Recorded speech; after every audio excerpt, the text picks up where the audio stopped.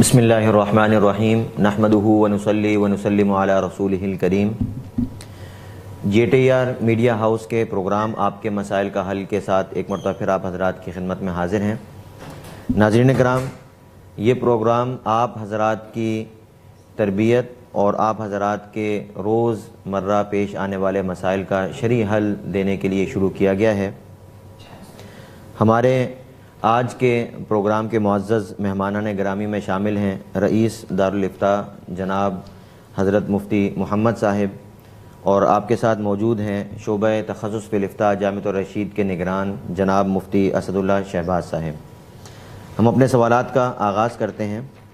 پہلا سوال مفتی محمد صاحب سے کیا گیا ہے۔ یہ پوچھتے ہیں کہ خلا لینے کی صورت میں عدت کتنی ہوگی؟ واضح رہے کہ شوہر 2 سال پہلے رابطہ ختم کر چکا ہے اور خلا اب ہوا ہے۔ بسم اللہ الرحمن الرحیم۔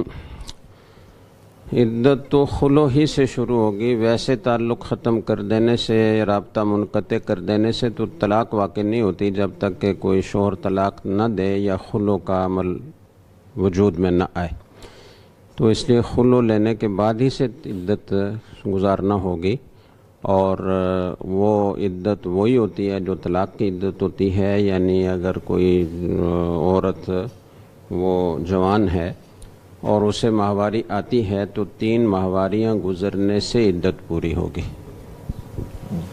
بہت بہت شکریہ۔ ام طلحہ صاحبہ نے سوال کیا ہے UK سے۔ وہ کہتی ہیں کہ اگر کسی نے اپنی بیوی کو طلاق کے کاغذات بھیجے لیکن زبان سے نہیں کہا اور بیوی نے بھی سائن کر دیے، جبکہ 2 سال سے دونوں میں لڑائی تھی اور دونوں الگ الگ رہ رہے تھے، تو کیا اس طریقے پر کے کاغذات بھیجنے اور سائن کرنے سے طلاق واقع ہو جائے گی؟ جی، طلاق واقع ہو جائے گی۔ جیسے زبان سے طلاق دینے سے طلاق واقع ہو جاتی ہے، ایسے ہی لکھ کر دینے سے بھی طلاق واقع ہو جاتی ہے، لہذا اس میں کوئی شک و شبہ نہیں ہے۔ بہت بہت شکریہ۔ محمد علیان خالد نے سوال کیا ہے۔ وہ کہتے ہیں کہ عورت اگر مہر معاف کر دے تو کیا طلاق کی صورت میں یہ مہر دینا ہوگا یا نہیں؟ دیکھیں، عورت مہر معاف کر دے اگر واقعتاً وہ اپنی دلی خوشی سے، بغیر کسی دباؤ کے، بغیر کسی معاشرتی جبر کے وہ معاف کرتی ہے تو معاف ہو جائے گا، طلاق کی صورت میں بھی ادا نہیں کرنا پڑے گا۔ لیکن عام طور پر ہمارے معاشرے میں عورتیں بیچاری وہ بے بس ہوتی ہیں، مجبور ہوتی ہیں، اور بسا اوقات وہ کسی دباؤ کے تحت معاف کرتی ہیں، تو ایسی جبری معافی اور کسی دباؤ کے تحت دی گئی معافی کا اعتبار نہیں ہے، اور جب تک وہ دل کی خوشی سے راضی نہ ہو تو وہ معاف نہیں ہوگا، طلاق کی صورت میں بھی دینا پڑے گا۔ بہت بہت شکریہ۔ مفتی اسد اللہ شہباز صاحب سے سوال کیا ہے بشیر احمد صاحب نے ملائیشیا سے۔ وہ کہتے ہیں کہ ذکر کے دوران جو دل پر ضرب لگائی جاتی ہے اس میں کوئی حرج تو نہیں ہے، اور بزرگان دین کے طریقے پر جو ذکر و اذکار کا خاص طریقہ تلقین کیا جاتا ہے اس کا کیا حکم ہے؟ بسم اللہ الرحمن الرحیم۔ یہ جو تصوف کے مختلف سلاسل ہیں، جیسے نقشبندی ہے، سہروردی ہے، قادری ہیں، چشتی ہیں، ان میں سے ہر ایک کا ذکر کرانے کا اپنا اپنا طریقہ ہے، اور ذکر کا مقصود یہ ہوتا ہے کہ قلب کی صفائی ہو جائے، یعنی امراض باطنہ ختم ہو جائیں، جس کو تخلیہ عن الرذائل سے تعبیر کرتے ہیں کہ تخلیہ عن الرذائل ہو جائے، اور پھر تحلی بالفضائل ہو جائے گی، یعنی پھر اچھی عادات انسان کے اندر اور اچھے اوصاف انسان کے اندر خود بخود آ جائیں گے۔ تو اس کے مختلف طریقے بزرگان دین نے ذکر کیے ہیں کہ کوئی آستہ یعنی سرن ذکر کرواتے ہیں، کچھ ایسے ہیں جو کہ جہرن ذکر کرواتے ہیں، اور یہ جتنے بھی طرق ہیں ذکر کے، یہ سارے کے سارے طرق ایسا نہیں ہے کہ آپ اس کو کہیں کہ یہ احادیث سے ثابت ہیں یا قرآن سے ثابت ہیں، بلکہ یہ اپنے تجربات سے بزرگان دین نے وضع کیے ہیں کہ کوئی کہتا ہے کہ جہرن ذکر کرنے سے جلدی انسان کی جو بری عادات ہیں وہ ختم ہو جاتی ہیں، کوئی کہتا ہے سرن ذکر کرنے سے جلدی ختم ہو جاتی ہیں۔ تو لہذا جس کا جو طریقہ ہے اور جس کو جس طریقے میں تجربہ ہے کہ اس طرح اصلاح جلدی ہوتی ہے، وہ اس کے مطابق عمل کرے تو اس میں کوئی حرج نہیں ہے۔ بہت بہت شکریہ۔ ڈیرہ غازی خان سے سلطان محمود صاحب کا سوال ہے۔ وہ کہتے ہیں کہ کیا مردے کو دفن کرنے کے بعد اذان دینا یہ سنت سے ثابت ہے؟ اذان جو ہے یہ مشروع ہوئی ہے نماز کے لیے بلانے کے لیے، یعنی نماز کے بلانے کا طریقہ ہے کہ لوگ نماز کے لیے آ جائیں، یہ اس لیے نہیں ہے کہ آپ قبر پر کھڑے ہو کے اذان دیں. بعض لوگوں نے اپنی طرف سے یہ کوئی طریقہ ایجاد کر لیا ہے. شاید اس کی وجہ یہ ہوگی کہ انہوں نے یہ سمجھ لیا کہ اذان دینے سے کیونکہ شیطان بھاگ جاتا ہے تو لہذا جب مردے کو قبر میں بٹھایا جائے گا تو ادھر سے اذان ہو رہی ہوگی تو شیطان وہاں قریب نہیں آئے گا اور اس کو جواب دینے میں آسانی ہوگی. یہ ایک من گھڑت طریقہ انہوں نے ایجاد کیا ہے. اس کی کوئی اصل شریعت کے اندر موجود نہیں ہے. اذان کی اصل وجہ اس لیے ہے کہ آپ نماز کے لیے اذان دیں. کراچی سے محمد شکیل صاحب نے سوال کیا. وہ کہتے ہیں کہ رمضان کے روزے کے دوران اگر بیوی سے ہم بستری کر لی تو اس صورت میں کفارہ کیا ہوگا؟ بس اس صورت میں کفارہ یہ ہے کہ اس کو 60 روزے رکھنے ہوں گے اور مسلسل 60 روزے رکھنے ہوں گے. درمیان میں وقفہ نہیں کرنا پڑے گا. ہاں البتہ اگر عورت ہے وہ روزے کا کفارہ ادا کر رہی ہے اور اس کے مخصوص ایام درمیان میں آ جاتے ہیں تو وہ بس معاف ہیں. اور باقی اس کے علاوہ اگر اور کسی وجہ سے روزہ چھوڑ دیا تو ازسر 9 پھر دوبارہ سے 60 روزے رکھنا ضروری ہوتے ہیں. مفتی محمد صاحب سے سوال کیا ہے بختاج صاحب نے دبئی سے. وہ کہتے ہیں کہ اگر لڑکی خود طلاق مانگے تو اس صورت میں مہر پر اس کا حق ہوتا ہے یا نہیں؟ دیکھیں لڑکی خود طلاق مانگے تو ایسی صورت میں شوہر کے لیے اس سے کسی مال کا مطالبہ کرنا جائز ہے یا مہر معاف کرانا جائز ہے یا نہیں. اس کا تعلق اس سے ہے کہ طلاق کی جو نوبت آ رہی ہے وہ شوہر کے قصور کی وجہ سے آ رہی ہے, اس کی طرف سے زیادتی ہے, ظلم ہے, یا عورت کی اپنی گڑبڑ ہے اور اس کا قصور ہے. اگر شوہر کی طرف سے زیادتی ہو تو شوہر کے لیے کسی قسم کا مال لینا عورت سے جائز نہیں ہے, مہر معاف کرانا بھی ٹھیک نہیں ہے. اور اگر عورت کا قصور ہے تو مال کا مطالبہ کیا جا سکتا ہے اور اس میں مہر کو بھی معاف کروایا جا سکتا ہے. اور اگر دونوں کا قصور ہے جیسے کہ عام طور پر ہوتا ہے تو پھر بھی عورت سے کچھ لینا بہتر نہیں ہے. بہتر یہ ہے کہ بغیر کچھ عورت سے لیے وہ طلاق دے دے اور جو مہر اس نے نکاح میں مقرر کیا تھا وہ بھی ادا کرے. لیکن اگر کسی نے مہر ادا نہیں کیا اور طلاق دے دی تو طلاق ہو جائے گی. بہت بہت شکریہ. طاہر فیاض صاحب کا سوال ہے. وہ کہتے ہیں کہ اگر عورت جو ہے اس کے 3 ولادتیں آپریشن سے ہوئی ہیں اور اس کے بعد وہ ضبط تولید کروا لیتی ہیں تو اس کا کیا حکم ہے؟ کیا ایسا کرنا جائز ہے؟ اور اگر کسی نے ایسا کر لیا تو اس کے لیے کیا حکم ہے؟ دیکھیں ضبط تولید کا مطلب اگر یہ ہے کہ بالکلیہ اس نے بچہ پیدا کرنے کی صلاحیت ہی ختم کروا دی, جیسے بچہ دانی نکلوا لیتے ہیں آپریشن کر کے, تو یہ تو جائز نہیں ہے. ہمیشہ کے لیے اولاد حاصل کرنے کی صلاحیت ہی ختم کروا دینا یہ ٹھیک نہیں ہے. اور اگر کسی نے ایسا کروا لیا ہے تو اب وہ توبہ استغفار کرے, اس کے سوا اور کوئی اس کا حل نہیں ہے. البتہ جب ولادت آپریشن سے ہو اور دوبارہ حمل ٹھہرنے سے یہ اندیشہ ہو کہ صحت پر بہت برا اثر پڑے گا, بچوں کی تربیت اور پرورش بھی متاثر ہوگی, تو وقتی طور پر سال کے لیے, 2 سال کے لیے, 3 سال کے لیے, زیادہ عرصے کے لیے عارضی طور پر ضبط تولید اگر وہ کوئی کرتا ہے تو اس کی اجازت ہے, اس میں کوئی حرج نہیں. بہت بہت شکریہ. انڈیا سے عبد المنان صاحب کا سوال ہے. وہ کہتے ہیں کہ اگر کسی مرد کے 20 بچے ہوں تو وہ شخص دوسرا نکاح کر سکتا ہے یا نہیں؟ اور نیز دیور کو بھابھی کے حق میں موت قرار دیا گیا ہے, تو اس کا مطلب بیان فرما دیں کہ دیور بھابھی کے لیے موت ہے, اس کا کیا مطلب؟ جی بڑا دلچسپ سوال ہے کہ 20 بچے ہوں تو وہ دوسرا نکاح کر سکتا ہے, شادی کر سکتا ہے یا نہیں. اس کے 40 بچے ہوں تو بھی وہ دوسری شادی کر سکتا ہے. لیکن یہ بات ہمیشہ پیش نظر رکھنی چاہیے کہ دوسری شادی کی اجازت صرف انہی لوگوں کو ہے کہ جو شریعت کے احکام کے پابند ہیں اور جو دونوں بیویوں کے درمیان عدل کر سکتے ہیں. اگر یہ اندیشہ ہو کہ ہم دوسری شادی کریں گے تو دونوں میں عدل نہیں کر سکیں گے, دونوں کے ساتھ برابر حقوق ادا نہیں کر سکیں گے, اس میں کوتاہی ہوگی, تو ایسے لوگوں کے لیے دوسری شادی کرنا جائز نہیں ہے. اور اس پر شدید وعیدیں ہیں کہ اگر دونوں کے درمیان کوئی برابری نہیں کرتا تو آخرت میں وہ فالج زدہ اٹھے گا اور اس کی ایک جانب وہ ایسی لٹکی ہوئی ہوگی. تو اس لیے اس کا خیال رکھنا چاہیے کہ دوسری کریں, آپ تیسری کریں, چوتھی کریں, لیکن حقوق ادا کریں اور سب کے ساتھ برابری کا معاملہ کریں, عدل و انصاف کریں. بہت بہت شکریہ. دوسرا سوال ان کا یہ تھا کہ جو دیور کو موت کہا گیا ہے، تو جب پردے کی آیات نازل ہوئیں تو رسول اللہ صلی اللہ علیہ وسلم سے بعض صحابہ کرام نے یہ سوال کیا کہ ارأیت الحم، یعنی آپ دیور کے بارے میں کیا کہتے ہیں، اس کا حکم کیا ہے؟ وہ تو گھر کا ایک فرد سمجھا جاتا ہے، تو اس سے بھی اسی طرح پردہ ہوگا جیسے کسی اجنبی سے پردہ ہوتا ہے. تو اس کے جواب میں آپ صلی اللہ علیہ وسلم نے فرمایا تھا الحم الموت، کہ دیور تو موت کی طرح ہے. مطلب کیا ہے؟ مطلب یہ ہے کہ عام طور پر کسی برائی کا اندیشہ اپنے قریبی رشتہ داروں سے، تعارف والوں سے ہی ہوتا ہے، جن سے آدمی زیادہ میل جول رکھتا ہے، گپ شپ لگاتا ہے، بے محابہ گفتگو ہوتی ہے، ہنسی مزاح ہوتا ہے، تو وہاں برائی کا اندیشہ زیادہ ہوتا ہے.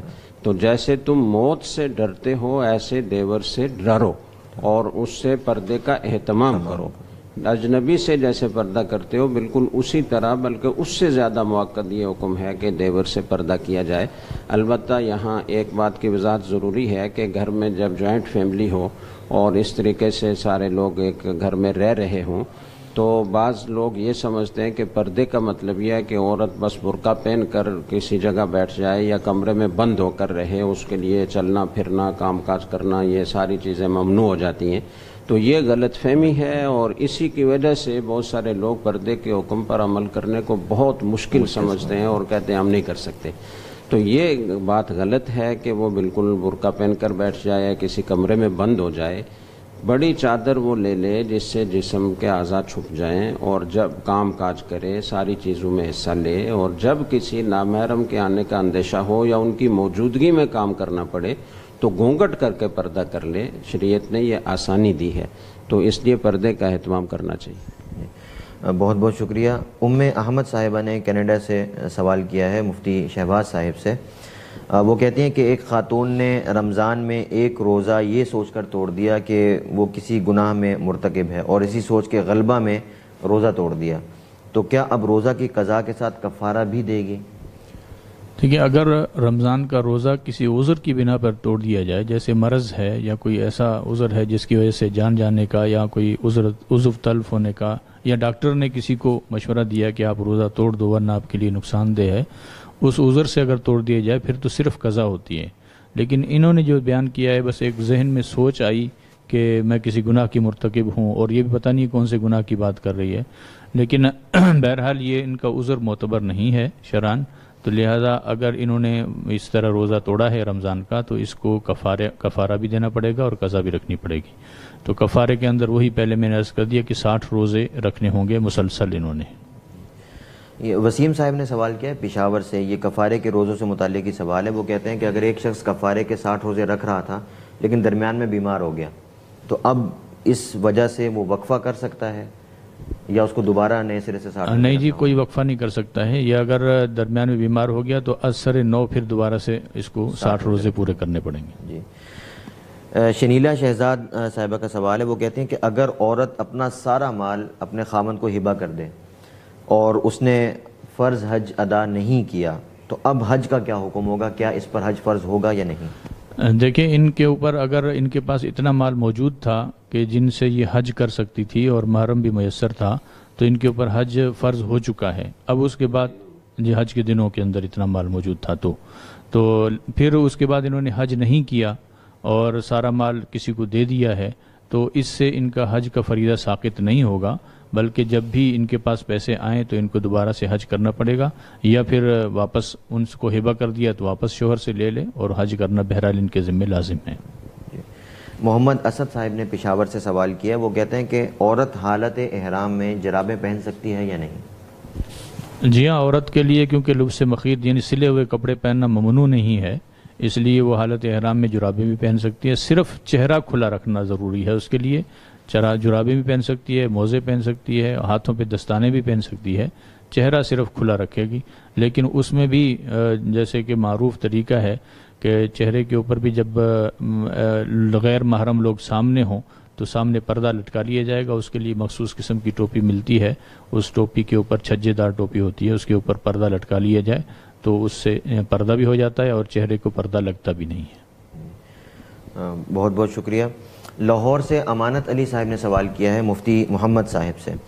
وہ کہتے ہیں کہ کیا ساس سسر کی نافرمانی کا گناہ بھی ویسا ہی ہوگا جیسا کہ والدین کی نافرمانی کرنے پر گناہ ہوتا ہے؟ دیکھیں، والدین کا جو مرتبہ شریعت نے بیان کیا ہے ظاہر ہے کہ ساس سسر کا وہ نہیں ہے، لیکن ان کا بھی بہت بڑا مقام ہے اور ان کے حقوق بھی بیان کیے گئے ہیں، اور بعض روایات سے معلوم ہوتا ہے کہ وہ بھی ایک طرح سے والدین کی طرح ہی ہوتے ہیں.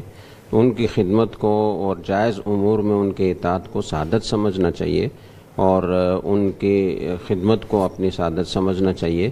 ان کے کوئی حق تلفی نہیں کرنی چاہیے، اور مباح امور میں ان کی نافرمانی نہیں کرنی چاہیے. اس کا گناہ ہوگا. اگر کسی غلط کام سے انہوں نے روکا ہے تو پھر وہ غلط کام سے تو ویسے ہی رکنا لازم ہے.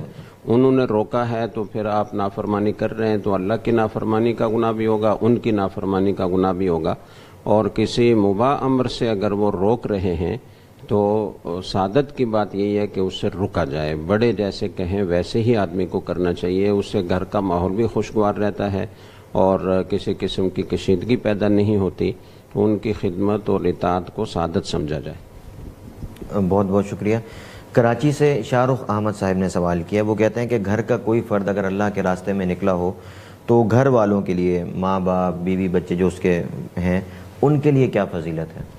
دیکھیں، اس کے لیے کوئی فضیلت کہیں منصوص تو نہیں ہے کہ گھر والوں کے لیے یہ فضیلت ہے، لیکن یہ کہ جب وہ گھر میں نہیں ہے اور ظاہر ہے کہ والدین کو اپنے کام خود کرنا پڑ رہے ہیں جو بیٹا کرتا تھا، بیوی کو بھی اس کے نہ ہونے کی وجہ سے ایک طرح سے دقت پیش آتی ہے، اور اس کی جدائی تو سبھی کو برداشت کرنا پڑتی ہے، تو اس طرح ان کو بھی اجر ملتا ہے اس کی جدائی کا غم سہنے کا، اور اس کے نہ ہونے سے اس کے جو کام وہ کرتا تھا وہ خود انجام دینے کا، اور اس کو اللہ کے راستے میں جانے کے لیے وقت دینے کا، یہ اجر ان کو ضرور ملے گا.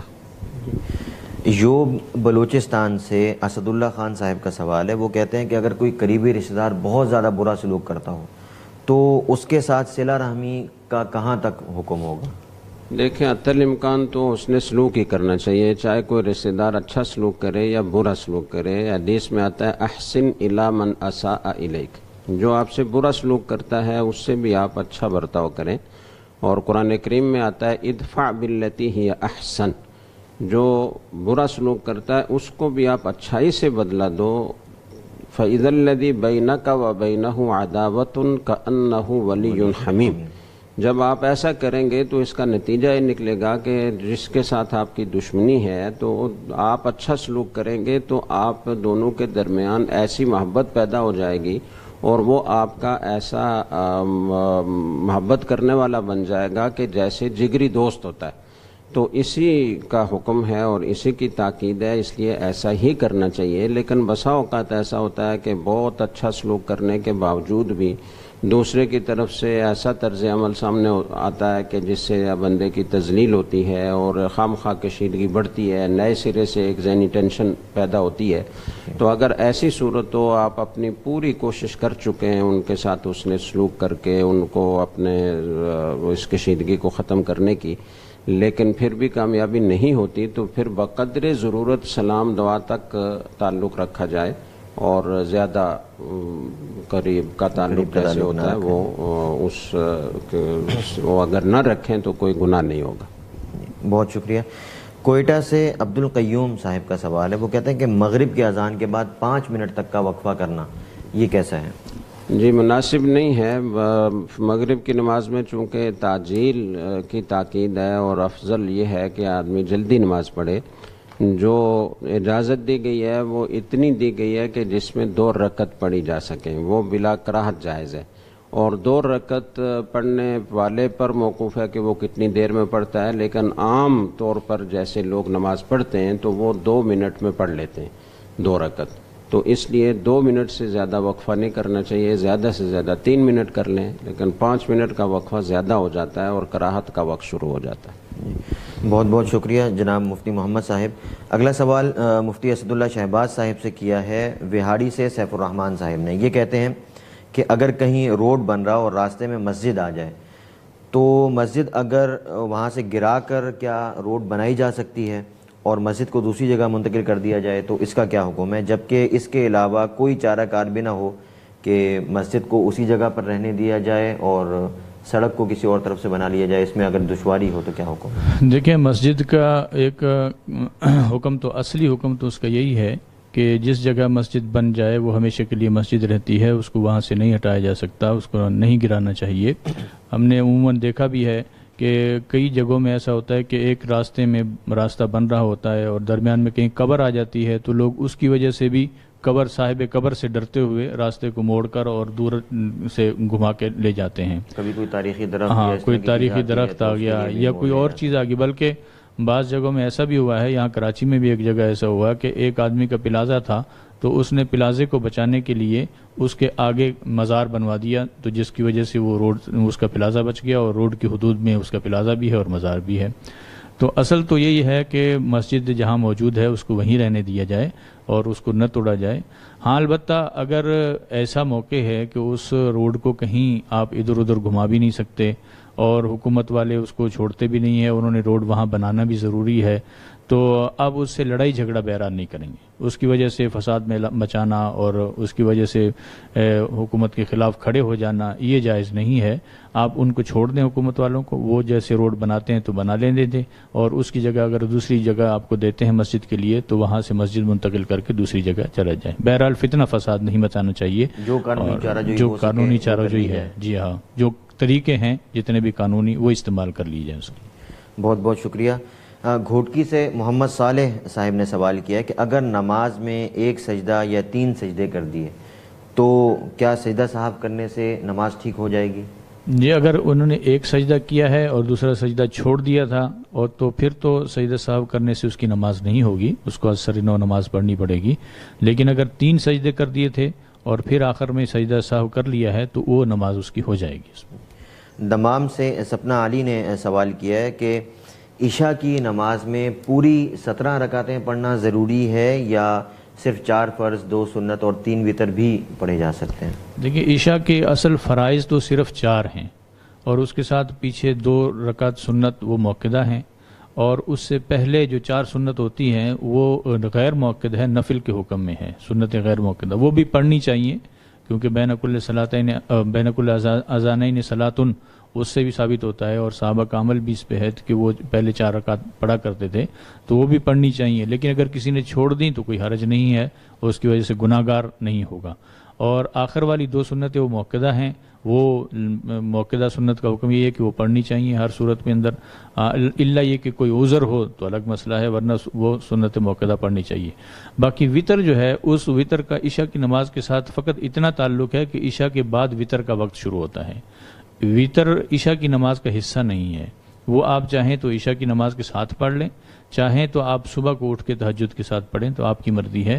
تو گویا کہ عشاء کی نماز کی جو ضروری رکعتیں ہیں، 4 فرض اور 2 سنت موقدہ ہیں، اور اس سے پہلے والی 4 سنت جو ہے نا وہ اختیاری ہیں، پڑھے یا نہ پڑھے، اور وطر وہ تو ویسے بھی عشاء کا حصہ نہیں ہے، وہ آپ چاہیں عشاء کے ساتھ پڑھنا چاہیں تو وہ اس وقت پڑھ سکتے ہیں، اگر تہجد کے ساتھ پڑھنا چاہیں تو اس وقت پڑھ سکتے ہیں۔ لیکن ہیں وطر واجب؟ جی ہاں، وہ واجب ہے، پڑھنا ضروری ہے۔ 2 نفل سنتوں کے بعد اور 2 نفل وتر کے بعد پھر بھی بھلاتے ہیں تو 17 رکعتیں بنتی ہیں۔ جی ہاں، وہ 17 رکعتیں تو ظاہر ہے اسی وقت بنیں گی جب آپ 2 رکعت جو ہے نا وہ اس کے سنت موقدہ کے بعد 2 سنت مزید نفل ملا دیں گے، اور اسی طرح وتر کے بعد مزید 2 نفل ملا دیں گے، تو وہ 17 بن جائیں گی۔ لیکن وہ نفل تو ایک اضافی ہے کہ وہ اس لیے اصل میں پڑھے جاتے ہیں کہ اگر پہلے والی رکعتوں میں کوئی کمی کوتاہی ہو تو اللہ تعالیٰ وہ معاف کر دیں گے اس کی وجہ سے، تو وہ اختیاری ہے، اگر کوئی پڑھنا چاہتا ہے تو پڑھے، نہیں پڑھنا چاہتا ہے تو کوئی اس کو مجبور بہرحال نہیں کر سکتے ہیں۔ کراچی سے سراج علی صاحب نے سوال کیا، وہ کہتے ہیں اگر میں جماعت کی پہلی رکعت میں نہیں پہنچ سکا تو کیا میں امام صاحب کے ساتھ سجدہ صاحب کروں گا یا اپنی نماز کے آخر میں جو آخری رکعت میں ادا کروں گا اس میں سجدہ صاحب کرنا ہوگا؟ اس کا کیا حکم ہے؟ اگر سجدہ صاحب امام کو ہوا تھا تو پھر امام جیسے ہی سجدہ صاحب کرے گا تو یہ سلام اس کے ساتھ نہیں پھیرے گا، صرف سجدہ صاحب کر لے گا۔ اور اگر صاحب امام کو نہیں ہوا تھا اور ان کو ہوا ہے، اور ان کو اس وقت ہوا ہے جب کہ یہ نماز امام نے پوری کر لی اور باقی جو نماز تھی اس میں اگر اس کو صاحب ہوا ہے تو پھر یہ صرف صاحب کرے گا، پھر تو امام کے اوپر ویسے بھی نہیں ہے۔ تو گویا کہ اس پر موقف ہے کہ صاحب کس کو ہوا، اگر تو امام کو سہو ہوا تو اس کو بھی سجدہ سہو کرنا پڑے گا، لیکن صرف کرنا یہ ہوگا کہ یہ سلام نہیں پھیرے گا اس کے ساتھ. اگر اس کے ساتھ سلام پھیرے گا تو اس کی نماز فاسد ہو جائے گی. اور البتہ اگر اس نے غلطی سے سلام پھیر لیا وہ تو الگ مسئلہ ہے، لیکن اگر جان بوجھ کے سلام پھیرے گا اس کی نماز فاسد ہو جائے گی.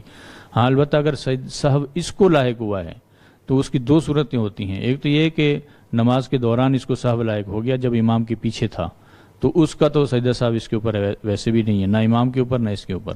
اور اگر جو باقی رکعتیں رہتی تھیں وہ پڑھتے وقت اس کو سہو لازم ہوا ہے تو پھر اپنی نماز کے آخر میں سہو کرے گا یہ سجدہ سہو. جی غلطی سے اگر سلام پھیر دیا ہے تو اگر سلام بالکل ساتھ ساتھ پھیر دیا تھا، جیسے امام نے سلام پھیرا اس کے ساتھ بینی انہوں نے سلام پھیر دیا، تو پھر تو سجدہ سہو جو ہے نا لازم نہیں ہے. لیکن اگر اس کے بعد پھیرا تھا، امام نے پہلے پھیر دیا اور اس کے بعد انہوں نے سلام پھیرا تھا، تو پھر آخر میں سجدہ سہو اس کو کرنا پڑے گا.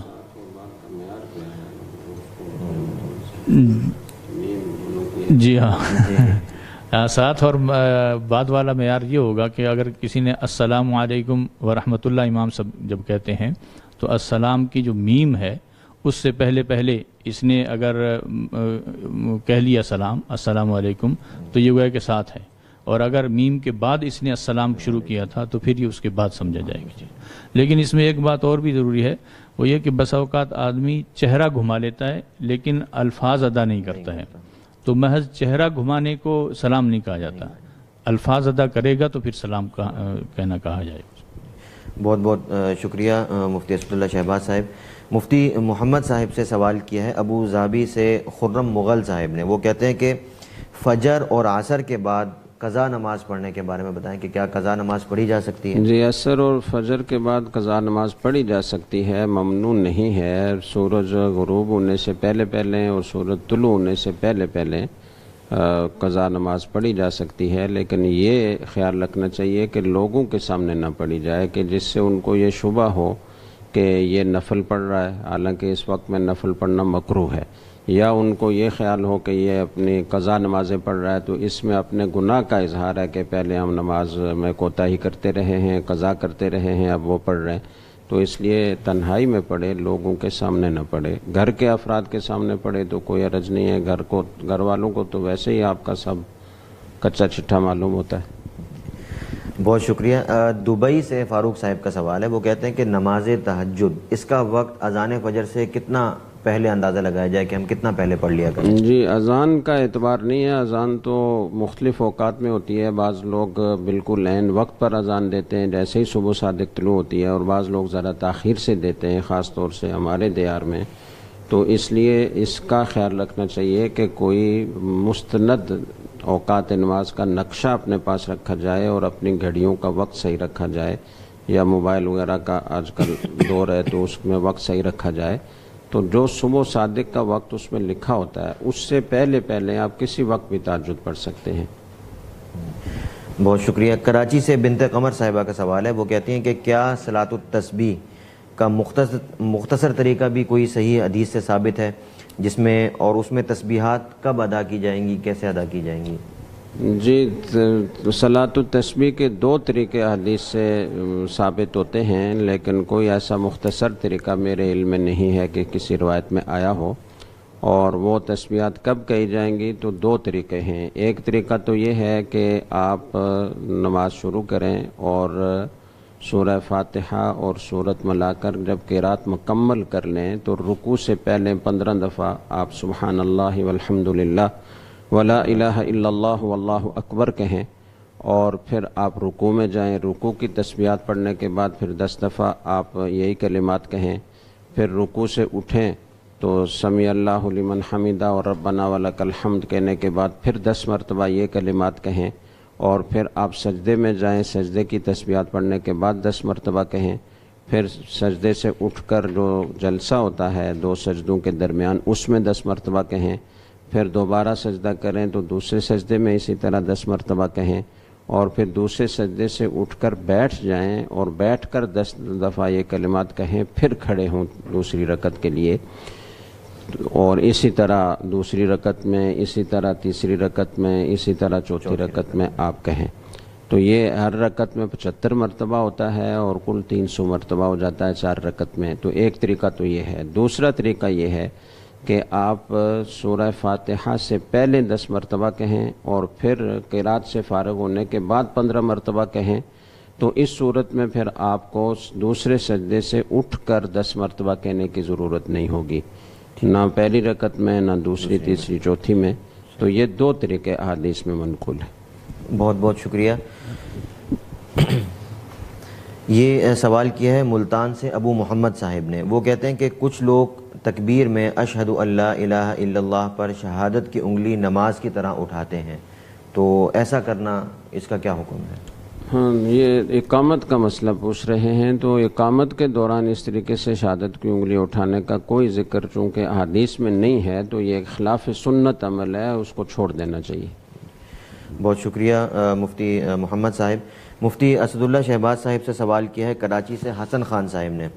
یہ کہتے ہیں کہ اگر سورہ فاتحہ کے بعد 3-4 دفعہ آمین کہہ دیا تو اس صورت میں سجدہ صاحب واجب ہوگا یا نہیں؟ نہیں جی، اس صورت میں سجدہ صاحب واجب نہیں ہوگا. یہ بہت کم مقدار ہے. ایک مرتبہ ویسے عموماً کہنا چاہیے، زیادہ مرتبہ نہیں کہنا چاہیے، لیکن اگر کہہ دیا تو کوئی حرج نہیں. یو کے سے زوجہ عادل صاحبہ نے سوال کیا ہے کہ کیا شرعی معذور فجر کی نماز کے وضو سے اشراق کی نماز ادا کر سکتا ہے؟ جو شرعی معذور ہوتا ہے اس کا وضو ٹوٹتا ہے جب کسی بھی نماز کا وقت نکل جاتا ہے خروج وقت سے. تو فجر کا نماز کا وقت طلوع آفتاب سے وقت ختم ہو جائے گا، لہذا اس کا وضو ٹوٹ جائے گا، تو اب اشراق اس کے ساتھ نہیں پڑ سکتی. ہاں البتہ اگر اشراق کے لیے وضو کیا اور وہ وضو باقی ہے تو اس کے ساتھ ظہر کی نماز پڑھ سکتی ہے، کیونکہ وہ دخول وقت ہے، اس سے وضو نہیں ٹوٹتا، خروج وقت سے ٹوٹتا ہے. جی بہت شکریہ. سعودی عرب سے رفیع اللہ صاحب نے سوال کیا ہے کہ کیا حالت جنابت میں ہینڈ فری کانوں میں لگا کر تلاوت قرآن پاک سنی جا سکتی ہے؟ دیکھیے، ادب کا تقاضا تو یہی ہے کہ تلاوت کلام پاک سننے کے لیے بھی آدمی باوضو ہونا چاہیے، لیکن اگر کسی نے ایسا کر لیا ہے تو کوئی حرج نہیں ہے، سننے سے گناہ اس کو بہرحال اس نے نہیں ملے گا. بہت شکریہ. ثوابی سے امجد صاحب کا سوال ہے. وہ کہتے ہیں کہ ایک شخص بیماری کی وجہ سے وضو تو کر سکتا ہے مگر غسل جنابت نہیں کر سکتا، تو اس کے لیے کیا حکم ہوگا؟ اگر غسل فرض ہوتے ہوئے اس نے صرف وضو سے نماز پڑھ لی تو کیا اس کی نماز ٹھیک ہو جائے گی؟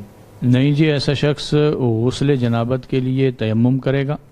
جب تیمم کر لے گا تو پہلی مرتبہ تو تیمم وہ وضو اور غسل دونوں کی طرف سے ہو جائے گا.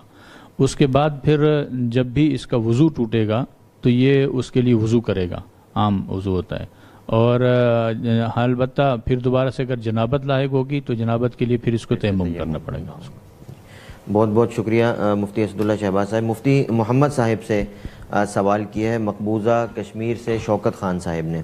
وہ کہتے ہیں کہ کیا اذان کے دوران اشہد ان محمد الرسول اللہ کے بعد درود پڑھنا چاہیے یا نہیں؟ جی نہیں، اس وقت درود نہیں پڑھنا چاہیے، اس لیے کہ حدیث میں آتا ہے کہ جو کلمات مؤذن کہتا ہے تم بھی وہی کہو، سوائے حی علی الصلاح حی علی الفلاح کہ اس کے جواب میں لا حول ولا قوت الا باللہ کہنا چاہیے. درود شریف اذان ختم ہونے کے بعد درود شریف پڑھ کر پھر اذان کی دعا پڑھنی چاہیے. اس وقت صرف اشہد ان محمد الرسول اللہ ہی کہنا چاہیے. بہت شکریہ. مقصود ڈار صاحب کا سوال ہے. وہ کہتے ہیں کہ اگر پیشاب کی چھینٹیں کپڑوں پر پڑی ہوں تو اس صورت میں نماز پڑھنی جائز ہے یا نہیں؟ جی یہ اس پر موقوف ہے کہ چھینٹیں کتنی پڑی ہیں. اگر آپ نے آدھا پیشاب بھی ڈال دیا کپڑوں پر تو ظاہر ہے کہ اس سے تو نماز نہیں ہوگی، لیکن عام طور پر ایسا نہیں ہوتا. جو پیشاب کرتے ہوئے معمولی سی سوئی کے ناکے کے برابر چھینٹیں کہیں اڑ کر اگر کپڑوں پر پڑتی ہیں تو وہ معاف ہیں اور اس سے کوئی فرق نہیں پڑتا، نماز ہو جاتی ہے. اور معیار اس کا یہ ہے کہ اگر کوئی زیادہ چھینٹیں کسی کے اوپر پڑی ہیں تو وہ اندازہ لگا لے کہ ہتھیلی کا جتنا گہراؤ ہے تو اتنی مقدار اگر ان قطروں کو جمع کر کے ہو جاتی ہے تو پھر نماز نہیں ہوگی. اس سے کم ہو یا اس سے زیادہ ہو تو نماز نہیں ہوتی، اتنا ہو تو بھی گنجائش ہے اور اس سے کم ہو تو بھی گنجائش ہے، نماز ہو جاتی ہے. لیکن جان بوجھ کر ایسا کرنا یہ ناپسندیدہ بات ہے. کوئی بھی ناپاکی تھوڑی مقدار میں بھی کہیں لگی ہوئی ہو تو اسے صاف کر کے نماز پڑھنی چاہیے. بہت بہت شکریہ. مہاراشٹر سے زبیر صاحب کا سوال ہے. وہ کہتے ہیں کہ کیا گریبان کا ایک بٹن یا اوپر والا بٹن یہ کھلا رکھنا یہ سنت میں شامل ہے؟ جی ایسی کوئی روایت نہیں ہے کہ یہ بٹن کھلا رکھنا سنت ہے، البتہ ویسے کبھی آدمی اپنے عجز کو، اپنی سادگی کو، اپنی فروتنی کو اللہ کے سامنے ظاہر کرنے کے لیے بٹن کھول دے تو کوئی حرج کی بات نہیں۔ بہت بہت شکریہ۔ مفتی اسد اللہ شہباز صاحب سے سوال کیا ہے سندھ سے عبد القیوم صاحب نے۔ وہ کہتے ہیں کہ اگر کوئی بچہ قضائے حاجت کے لیے واش روم جائے اور اس کی والدہ جن کا وضو ہے وہ اس کی صفائی کریں تو کیا اس سے ان کا وضو ٹوٹ جائے گا یا وضو باقی رہے گا؟ نہیں جی، اگر واش روم میں جا کر والدہ نے خود پیشاب وغیرہ نہیں کیا ہے تو اس کا وضو نہیں ٹوٹے گا، البتہ فقط اس کی صفائی کرنے سے، بچے کا استنجا کروانے سے اس کے وضو کا ٹوٹنا لازم نہیں آتا۔ سری نگر سے شوکت صاحب کا سوال ہے۔ وہ کہتے ہیں کہ مسجد میں درسگاہ کے اوپر امام صاحب کے لیے کمرہ بنایا گیا ہے، کیا امام صاحب کے لیے اس کمرے میں سونا جائز ہے کیونکہ نیچے درسگاہ میں قرآن پاک بھی ہوتا ہے؟ مسجد میں درسگاہ کے اوپر کا مطلب شاید یہ ہوگا کہ ایک نیچے درسگاہ بنائی ہوئی ہے اور اس کے اوپر کمرہ درسگاہ ہے، کے اوپر کمرہ۔ تو کوئی حرج نہیں ہے اس میں۔ تو قرآن پاک کیونکہ چھپا ہوا ہے اور نیچے چھت کے ہے تو اس میں سونے میں کوئی حرج نہیں اوپر والی منزل میں۔ سعودی عرب سے اورنگزیب صاحب کا سوال ہے۔ وہ کہتے ہیں کہ مسافر واپس گھر پہنچنے تک سفری نماز پڑھے گا یا کچھ فاصلہ پہلے ہی سفر کا جو ہے وہ اختتام شمار ہوگا؟ نیز سفری نماز کے لیے کتنے فاصلے سے کا اعتبار ہوگا، کتنے فاصلے پر سفری نماز ہوگی؟ دیکھیے دو مسئلے ہیں کہ ایک سفر کتنے فاصلے پر ہوگا، اس کا مطلب شاید ان کا یہ ہے کہ کتنے فاصلے کے نیت سے نکلے تو سفر ہوگا۔ وہ تو ہے تقریباً 78 کلومیٹر کے فاصلے کے لیے اس نے نکلنا ہو تو پھر جب اپنے گاؤں یا اپنے شہر کی آبادی سے نکل جائے گا تو قصر نماز شروع کر دے گا۔ پھر واپس جب آ رہا ہے تو اس وقت جیسے ہی اپنے گاؤں میں داخل ہوگا تو گاؤں میں داخل ہوتے ہی اس کی قصر ختم ہو جائے گی اور وہ اس کو پوری نماز پڑھنی پڑے گی۔ بہت بہت شکریہ۔ مفتی محمد صاحب سے سوال کیا ہے ریاض سے بلال عالم صاحب نے۔ وہ کہتے ہیں کہ لال رنگ کی شرٹ پہننے کا کیا حکم ہے؟ جی لال رنگ کی شرٹ پہننا، اس میں اگرچہ اقوال مختلف ہیں، بعض حضرات نے اس کو ناجائز مکروہ تحریمی کہا ہے، بعض حضرات نے مستحب تک کا بھی کہا ہے، اور معتدل قول یہ ہے کہ خالص سرخ رنگ جو ہے وہ پہننا پسندیدہ نہیں ہے، مکروہ تنزیہی ہے مردوں کے لیے۔ بہت شکریہ۔ امریکہ سے ایمن صاحبہ کا سوال ہے۔ وہ کہتے ہیں کہ کیا چھوٹے بچوں کو چھوٹے آستین کے کپڑے یا پینٹ شرٹ یہ پہنانا ٹھیک ہے یا نہیں؟ جی بالکل، چھوٹے ناسمجھ بچے ان کو پہنانے کی گنجائش تو ہے، بعض اوقات سرد علاقوں میں اس کے بغیر چارہ بھی نہیں ہوتا، دوسرے کپڑوں سے سردی پوری طرح نہیں رکتی اور بچے کو دقت پیش آتی ہے، تو اس لیے پہنانے میں کوئی حرج نہیں ہے، لیکن جیسے ہی بچہ تھوڑا بہت سمجھنا شروع ہو جائے تو پھر اس کو جو شرعی لباس ہے یعنی شریعت کے مطابق ہے، ضروری نہیں کہ پورا سنت کے مطابق ہو، لیکن شریعت نے جس لباس کو پسند کیا ہے ایسا لباس پہنانا چاہیے، انگریزوں کا لباس نہیں پہنانا چاہیے۔ اسکول وغیرہ کی یونیفارم کی مجبوری ہو تو اس کی بھی گنجائش ہے، کوشش یہ کرنی چاہیے کہ پینٹ ڈھیلی ہو، اتنی ڈھیلی ہو کہ اس سے جو جسم کے خاص حصے ہیں وہ بالکل نمایاں نہ ہوتے ہوں، ان کا حجم واضح نہ ہوتا ہو، ایسی پینٹ پہنانے کی گنجائش۔ بہت شکریہ۔ جنید صاحب کا سوال ہے۔ وہ کہتے ہیں کہ ہر نبی نے نبی پاک صلی اللہ علیہ وسلم کا امتی ہونے کی دعا یا خواہش ظاہر کی ہے، اس بات کی اصل کیا ہے اور کیا یہ بات نبوت کی شان کے خلاف نہیں ہے؟ جی ہر نبی نے ایسی تمنا کی ہو یا دعا کی ہو یہ تو کسی روایت میں ہمیں نہیں ملا، البتہ ایک ضعیف روایت میں حضرت موسیٰ علیہ السلام کے بارے میں آتا ہے، امام بہقی نے دلائل النبوہ میں وہ روایت ذکر کی ہے، اور اس میں یہ آتا ہے کہ حضرت موسیٰ علیہ السلام نے جب تورات میں اس امت کے فضائل اور مناقب دیکھے تو انہوں نے تمنا کی اور دعا کی کہ یا اللہ یہ امت میری امت بنا دیں، تو یہ دعا قبول نہیں ہوئی، آپ کو جواب یہ دیا گیا کہ ہذہ امت محمد یا امت احمد، یہ تو حضرت رسول اللہ صلی اللہ علیہ وسلم کی امت ہے۔ تو پھر بار بار کی دعا کے بعد جب یہی جواب آتا رہا کہ یہ احمد کی امت ہے تو حضرت موسیٰ علیہ السلام نے فرمایا اجعلنی فی امت محمد، کہ کہ مجھے حضرت محمد صلی اللہ علیہ وسلم کی امت میں بنا دیجئے، تو حضرت موسیٰ علیہ السلام کے بارے میں تو یہ منقول ہے۔ اسی طرح حضرت عیسیٰ علیہ السلام آخر زمانے میں وہ آسمان سے نازل ہوں گے، تو وہ یہاں اگرچہ نبوت کے وصف کے ساتھ متصف ہوں گے، چونکہ کوئی بھی نبی جب ایک دفعہ نبی بنا لیا جاتا ہے تو وہ ہمیشہ کے لیے نبی ہوتا ہے، یہ اس کا وصف لازم ہے جو اس سے کبھی جدا نہیں ہوتا، لیکن وہ آئیں گے تو وہ ایک نبی کے طور پر نہیں آئیں گے، بلکہ ہماری اسی شریعت کے مطابق وہ زندگی گزاریں گے اور اسی کو نافذ کرنے کے لیے جد و جہد کریں گے۔ تو ان دو کے علاوہ کوئی ایسی روایت ہمیں نہیں ملی کہ جس سے یہ معلوم ہو کہ ہر نبی نے یہ تمنا کی ہو۔ بہت بہت شکریہ ناظرین کرام، یہی ہمارے آج کے پروگرام کا اختتام ہوتا ہے۔ ہم آپ سے امید کرتے ہیں کہ آپ اس پروگرام میں بھرپور حصہ لیں گے اور جو بھی آپ کو مسائل روزمرہ پیش آتے ہیں انہیں آپ ہمارے اس لائیو پروگرام کے کمنٹس میں درج فرمائیں، انشاءاللہ باری آنے پر ان کا جواب دیا جائے گا۔ وآخر دعوانا ان الحمد للہ رب العالمین۔